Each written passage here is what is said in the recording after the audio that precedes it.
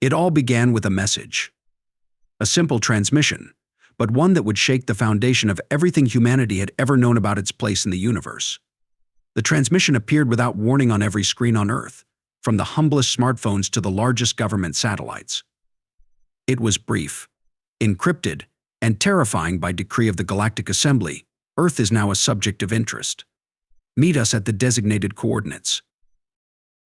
At first, we thought it was a hoax, a prank orchestrated by some tech-savvy individual or group trying to stir up panic. But then, everything changed. The ships appeared. They didn't arrive in the skies as we expected, but in orbit, vast vessels of unknown design, each larger than any building on Earth, gliding silently and gracefully around our planet. The ships looked almost organic, as if alive, their surfaces shifting and gleaming with an eerie light. Their presence was overwhelming, too magnificent for our primitive minds to truly grasp. World governments scrambled to respond, issuing statements of reassurance to the public. But behind closed doors, confusion and fear reigned. Leaders of nations gathered, trying to make sense of the situation. The United Nations called an emergency session, bringing together representatives from all corners of the globe to prepare a response. But no one had a clear idea of what was happening, or what would happen next. I was just an ordinary member of the United Nations Earth Response Council. I had no special training, no background in diplomacy or extraterrestrial relations, just a young political advisor who had been thrust into the heart of a crisis. Still, my role was crucial. I was one of the few chosen to represent humanity in the upcoming discussions with the aliens, and I could hardly believe it. How was I supposed to talk to them? What did we have to offer? What did they want? Then came the first face-to-face meeting. The Galactic Delegate arrived on Earth, a towering figure who exuded an air of authority that was almost suffocating. Xalathor, the name he gave us, was not human, of course. He was a member of the Skrill, a race of beings known across the galaxy for their intellectual prowess and technological advancements. The Skrill had seen the rise and fall of civilizations across the stars, and their presence on Earth felt like the arrival of a higher power. When Xalathor spoke, his voice was deep, resonating with an unnatural calm that somehow carried across the room like an echo. An invasion of Earth. Insane, he said, and the words lingered in the air like a strange echo. The room fell silent. No one knew how to respond. Was this some form of negotiation tactic? A test of our resolve? President Jacobs, standing at the head of the council, was the first to find his voice. You don't want to invade, he asked, his tone a mixture of confusion and disbelief. Xalathor's eyes, all 6 of them, fixed on him with an unsettling intensity. No, he said slowly, each word carefully measured. To invade Earth would be senseless. Your species is too unpredictable, too chaotic to be worth the effort. His words were not cruel, but they carried an undercurrent of something deeper, a deep understanding of the limits of our civilization. You believe yourselves to be a species of great significance, but you fail to see your own flaws. You fight amongst yourselves constantly, yet you endure. That is what makes you so curious. The room was stunned. A being of such intellect, with technology and knowledge far beyond our comprehension, had just declared that humanity was, in fact, not worth invading. And it was as if his words punctured some great illusion we had all held about ourselves. For centuries, Earth had been on the defensive, watching the skies for signs of alien ships. We had thought ourselves vulnerable, weak, an easy target for invasion. Yet here was Xalathor, not mocking us, but dismissing us entirely. I couldn't help but wonder, why would they care so little about us? Why, when they could conquer worlds with the flick of a wrist, did they find no value in Earth? It was an unsettling thought, one that left me with more questions than answers. But as the conversation continued, one thing became clear: Earth was not the insignificant backwater we had once believed it to be. It had potential, and Xalathor recognized that, though he saw it as something that could be wasted, rather than nurtured. The days following Xalathor's speech were filled with tension and confusion. The world had yet to fully comprehend the implications of what the Galactic Delegate had said. Earth, it seemed, was not a target for invasion, but that didn't mean we were safe. His words were like a puzzle, leaving us unsure whether we should feel relieved or insulted. Some saw his dismissal as a blessing, an indication that humanity was not at risk, while others felt humiliated, their perception of Earth as an important player in the galactic scheme shattered in a single sentence. But no one had any answers. No one knew what the future would hold. The governments of Earth met in private, trying to process the situation. But no amount of diplomacy could make sense of Xalathor's strange assessment. Why would an advanced race, so capable of conquering other planets, choose to simply bypass Earth? It didn't make sense. Was it some kind of test? A game? Or was humanity truly so insignificant in the grander scheme of the universe that it wasn't worth their time? I remember the first public response from a high-ranking leader after the meeting. President Jacobs stood before a sea of cameras, his face tense with uncertainty. The Galactic Delegate has made it clear that Earth is not under immediate threat, but his words raise many questions. He said, his voice projecting a calm that didn't quite reach his eyes. We must continue to explore the motives behind this visit, and we must ensure the safety of our people, no matter what. Despite his attempts to reassure the public, the tension only grew. The people of Earth, who had spent centuries gazing at the stars with a mix of awe and fear, were now faced with the realization that we were not as important as we had believed. The galaxy was a vast, chaotic place, and Earth, this little blue dot in the corner of the universe, hadn't even made a dent in the galactic affairs of those who had come to meet us. But then, Xalathor's next words sparked something in me that I could not ignore. He spoke of potential, but not the kind we had hoped for. To him, our potential was not a beacon of hope, but a trap. Your species is capable of great things, he had said, but you squander your opportunities. You fight amongst yourselves over trivial matters. You seek dominance instead of cooperation. Your history is one of chaos. How could you possibly hope to survive in the greater galactic arena if you cannot unite? I had sat in that meeting, listening to him, and something clicked. Xalathor wasn't mocking us, nor was he truly dismissing us. He was simply stating a cold, hard truth: humanity was not ready. We had the raw materials for greatness, but we lacked the maturity, the cohesion, to use them properly. We were a species at war with itself, driven by national borders, ideological divides, and petty squabbles that threatened to tear us apart. How could we hope to face an intelligent, powerful, and unified galactic community when we couldn't even unite our own planet? For the first time in my life, I felt the weight of Earth's place in the cosmos. The vision of humanity that I had held since childhood, the one that saw us as the future of the stars, a species destined for greatness, began to unravel. We had thought ourselves ready for first contact, but we weren't. Not yet. And I couldn't help but wonder if that was what Xalathor had seen all along: a species not ready for the great cosmic dance. The Skrill had seen it before in countless other civilizations, a species with potential, yet too fractured to rise to its full promise. That realization hit me hard, and I could see it mirrored in the faces of those around me. There was no question that humanity had potential, but it wasn't something that could be unleashed in our current state. We needed to evolve. We needed to grow beyond our divisions. The galaxy wasn't waiting for us to catch up. And that, in a way, made us both fortunate and cursed. The stars were open to us, but only if we could prove we were worthy of joining them. The days after Xalathor's chilling assessment felt like a strange kind of limbo. Earth wasn't facing an invasion, but we were also no closer to understanding what the alien presence really meant. Governments scrambled to contain panic while researchers worked tirelessly to decipher the advanced technologies the visitors had brought with them. The media buzzed with speculation, and fear simmered under the surface of everyday life. People felt something was about to change, but no one knew what. The alien delegation held meetings with the UN and various world leaders, but their demeanor remained distant and impassive. The Skrill, though fascinating, were clearly uninterested in forming alliances or providing the kind of aid that might help Earth leap into the galactic community. They seemed more like observers than participants. It was clear they saw Earth's chaotic nature as a curiosity, a species with potential but no real direction. Humanity had a long way to go before we could be trusted with anything more than a passing glance from those who had already mastered the art of interstellar travel. But amid the uncertainty, something unexpected began to stir.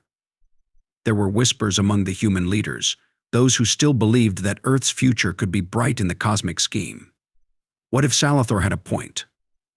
What if humanity could be something greater than it was? What if we could truly unite, and prove to the galaxy that we were more than just a chaotic species, capable of little more than war and division? It was a far-fetched thought, but one that began to take hold in some of the more progressive leaders. They began to quietly make overtures to one another, suggesting that Earth needed more than just survival, it needed transformation. Humanity, with all its faults, had something that no other species had. A spirit, a resilience, a relentless drive to survive, even when the odds seemed insurmountable. Perhaps, they speculated, that was what Xalathor had seen in us. A race of creatures who fought not just for power, but for something deeper, the will to overcome, to rebuild, to evolve. The idea of unification took root in places I never imagined. Political leaders who once saw themselves as rivals, divided by borders and ideologies, began to speak more openly about the need for collective action. Scientists, too, began reaching across national divides, pooling their knowledge to solve the complex challenges we faced. The prospect of joining the galactic community was too great a prize to ignore, and perhaps, just perhaps, we could prove ourselves worthy. It was in one of these late-night sessions that I found myself speaking before a gathering of global leaders and thinkers. I had been chosen to represent the youth of the planet, a strange, almost humbling role, given that I was not much more than an ordinary advisor, caught up in events much larger than myself. The room was full of uncertainty, but there was also a spark in the air, a sense of possibility that I had never felt before. "We have all heard Xalathor's words," I said, my voice shaky but determined. "He calls our species a paradox. We are capable of greatness, but we are divided. If we are to prove our worth, it will not be by continuing to fight amongst ourselves. We must unite, not just to survive, but to become something greater. We cannot wait for the galaxy to decide our fate, we must shape it ourselves." There was a quiet murmur in the room as people shifted uncomfortably in their seats. The idea was radical, terrifying even, but it resonated. Some were hesitant, fearful of the overwhelming task ahead. Others, however, looked at me with a mixture of curiosity and hope. Could it be done? Could humanity really put aside its differences and rise to meet the challenge before it? Over the next few weeks, the movement grew. It started as whispers, then became public calls for unity. A new kind of global alliance began to form, one that transcended borders and sought to bring humanity together under a common cause. And while the world still struggled with old divisions, there was a renewed sense of purpose. Leaders who had once only thought of their own nation's interests now spoke of humanity's collective future. The idea that we could be more than just a fractured, warring species began to take hold. For the first time, I began to believe that Xalathor had seen something in us, a spark of hope, buried beneath the chaos. We weren't ready yet, but maybe, just maybe, we could prove him wrong. Perhaps Earth had something worth fighting for after all. As the weeks wore on, the call for unity began to echo louder and louder. The human race had always been fractured politically, ideologically, and culturally, but the idea that Earth could transform into something stronger, more cohesive, was beginning to gain traction. It wasn't easy. Old wounds were slow to heal, and old rivalries were hard to overlook. But the threat of irrelevance in the galaxy had done something to us. For the first time in history, we were willing to entertain the possibility of putting aside our differences, if only to ensure that we had a place in the grand, interstellar order. It wasn't just about peace, it was about proving something to the galaxy. We were no longer interested in appeasing alien species with empty promises. If we were going to be accepted into the cosmic community, we would have to show that we could overcome our divisions, transcend the centuries-old conflicts that had nearly torn our world apart. And the more I thought about it, the more I realized that Xalathor had done us a strange favor. By dismissing us, by refusing to even consider the idea of an invasion, he had forced us to confront our flaws and to see the enormous potential hidden within our species. But despite the growing movement on Earth, the Alien Council was divided. While many of the delegates, particularly those from more powerful, established races, still believed that humanity wasn't worth the trouble, there was an increasing number of voices urging for caution. Xalathor was, of course, at the center of these voices, his opposition to any form of human conquest growing stronger with each passing day. His message was the same every time we met. An invasion of Earth would be insane, Xalathor repeated once more, his voice low but firm. You do not understand what you are dealing with. To conquer this planet would be to provoke something you cannot control. The alien delegates, who had been pushing for Earth's subjugation, were taken aback by Xalathor's insistence. What makes you so certain? One of them asked. The humans are weak. We could crush them easily. No, Xalathor responded sharply, his eyes flashing with an intensity that made the room fall silent. The danger is not in their weapons, their technology, or their current state of affairs. The danger is in their capacity for unpredictability. They may be fractured, but they are not weak. They have the potential to rise in ways we cannot predict, ways that would make any attempt at domination not just difficult, but reckless. Earth may not be ready for the galaxy, but it could surprise us all. There was a pause as the room absorbed his words. I could see the skepticism in the eyes of the other delegates, but there was also something else, something that seemed to flicker in the air. It wasn't just concern, but a quiet acknowledgement that perhaps Xalathor was right. His words were not those of a conqueror, but of an observer, someone who had watched civilizations crumble and rise across the stars. He had seen the patterns, and he understood humanity in a way that few others did. In the following days, the debates in the council grew even more heated. The push for invasion, though still present, was losing ground. More and more delegates were beginning to consider a different approach. If humanity was indeed as unpredictable as Xalathor suggested, the best course of action might not be to subdue us, but to test us, to allow us to prove ourselves in some way. It was this shift in thinking that opened the door to something unexpected, an offer, not of war, but of trial. The galaxy would not invade Earth, but instead would offer humanity a challenge, a test. We would be given the opportunity to demonstrate that we could rise above our divisions, that we could unite and become a force for good in the galaxy. The Skrill, led by Xalathor, would watch closely, offering guidance but never interference. If we succeeded, Earth would be welcomed into the fold. If we failed, we would be left to continue on our own, irrelevant in the grand galactic order.